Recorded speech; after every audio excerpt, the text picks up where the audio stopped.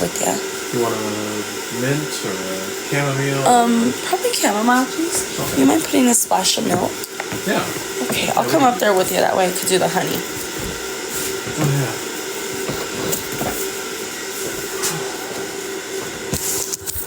Okay. Hold on, let me do this.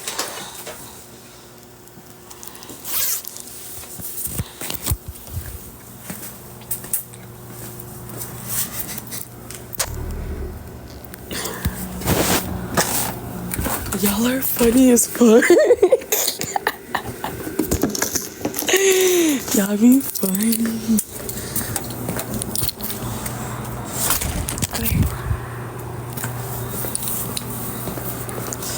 It's cracking, y'all. It's cold as fuck.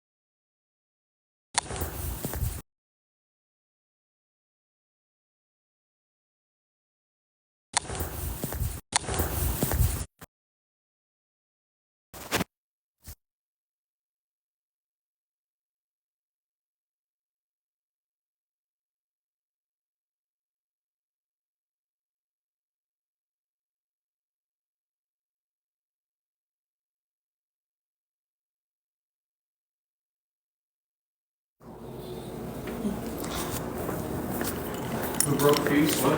What was his reaction to that broken piece? There was another broken piece? Oh no, like last week, remember? A few days ago? I have no idea. You're like, fucking... I have no idea. I can't even remember what happened last week. I think we had full percent.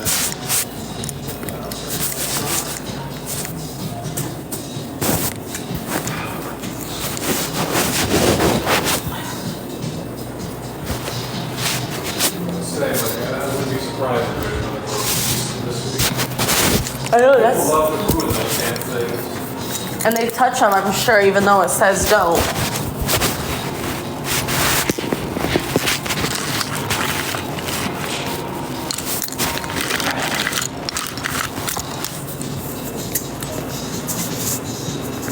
How's your wife doing? Yeah, she's good. She's able to eat 3 meals a day again. She's got energy. Well, that's good. She's off for antibiotics. I got her blackberry muscadine wine to try. So mix that with some blackberry tea, and we'll make a little kind of like mixer that she can enjoy. That's also high in polyphenol, so it's not. Yeah. So she can have alcohol every now and then. It's toxin, so you don't want to overload. Yeah. So like she could have, like a mixer that's half wine, half tea, half wine, half like a lemonade, or half tea, half wine, half like a lemonade, or half tea, half wine, half like a lemonade, or something like.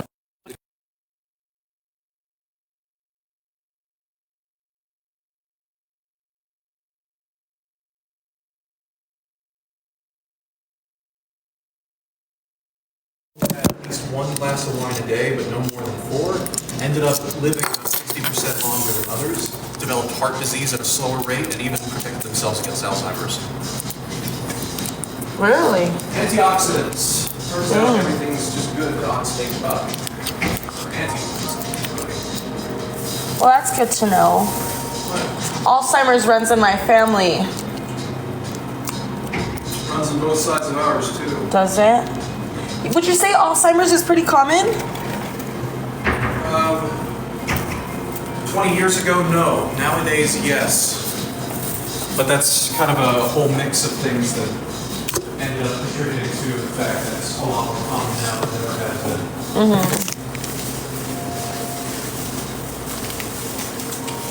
Also doesn't help that 40 years of research even though it's been falsified so one guy could keep getting grants.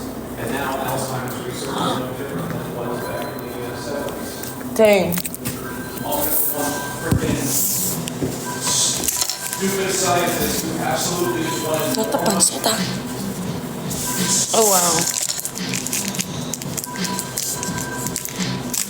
There's always someone like that.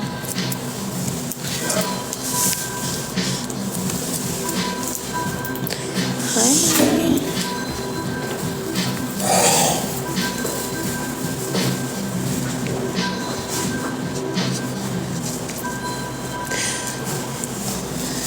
Yeah, my wife is doing. She's doing. We're, you know, living within the new reality right now. Yeah. That's That really said, glad. It's opened up our conversation of where we're going since we don't have to stay in California. So what's True. next? So right now we're kind of doing like a pro and con list of all the benefits of certain places we want to move to. Right now, Orlando's winning. Yeah? Oh yeah. You guys have any family out there? Oh, that's just one of the places I've lived before. I've lived in Miami, I've lived in Deerfield Beach, I've lived in Boca, I've lived in Orlando. Boca? Where's Boca? Boca is north of Deerfield Beach, north of Fort Lauderdale. Hiya, what's cracking? Boca Raton, Florida. Think of it like Palm Springs with 1.5 million more people, but it's not in a desert, it's on the coast. So there's a lot of green, a lot of palm trees. Dang. Gorgeous. Oh my God, it's gorgeous. The only downside to it is the Cuban and Honduran gangs like to kill each other and kind of like dump their bodies in random places.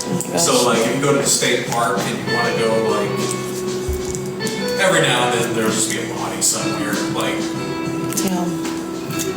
they're constantly feuding. Yeah. Fort Lauderdale has a 95-4 gang and they're constantly feuding with both the Cubans and the Russians. Really? Then you have the 561 area where 561, I don't know, I think it's mostly Puerto Rican and South Korean. I think there was a South Korean like smuggling ring there for a bit. Oh, really? Florida's fun. Like the other day I was talking to Carly about it. She's just like, isn't there like a lot of murders in Florida? And I was just like, yeah, that's part of life.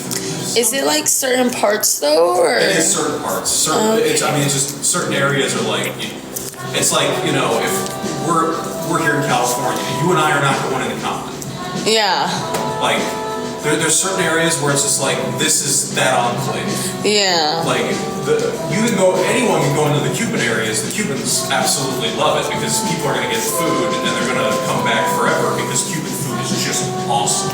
Yeah. Cuban food is just take Caribbean,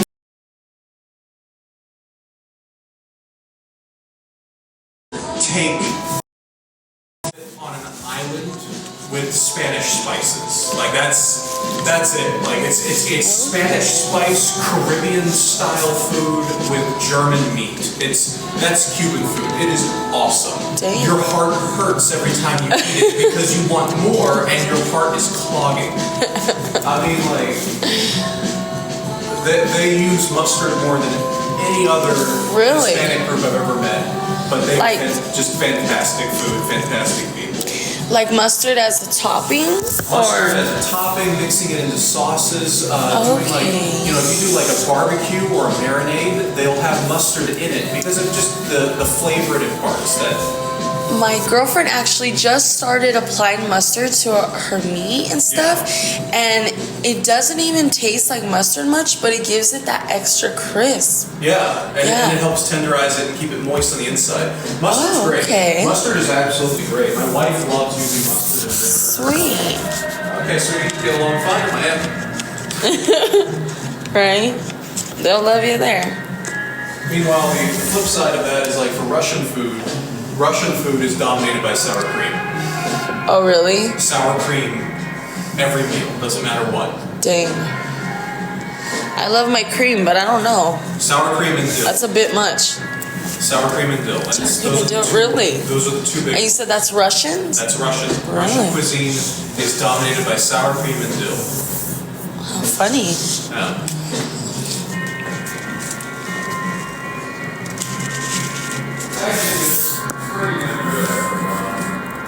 I bet. Hiya. Yeah, we're looking. Just getting ideas. Wouldn't be leaving for over a year anyway. Just. Oh, okay. But like.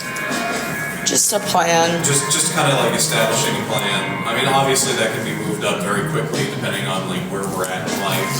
Yeah. You know, if I have 7 months and most of my debt should be paid off.